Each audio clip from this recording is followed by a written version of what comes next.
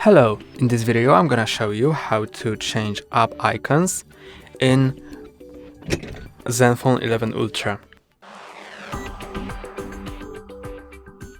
First, go to Play Store and type X icon changer in the browser, then press on install. Now, open the app.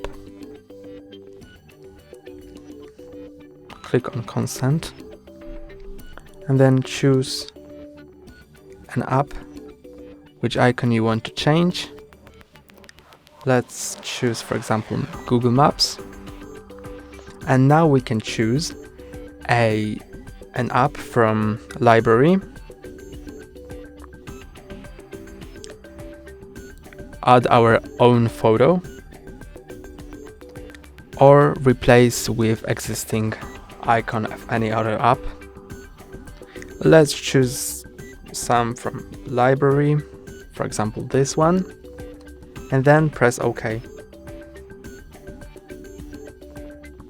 Now an ad is gonna show up, but we can skip it in a moment. Let's skip the ad.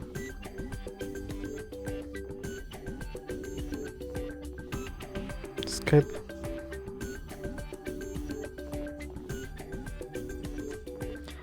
And now consent to add an app to home screen.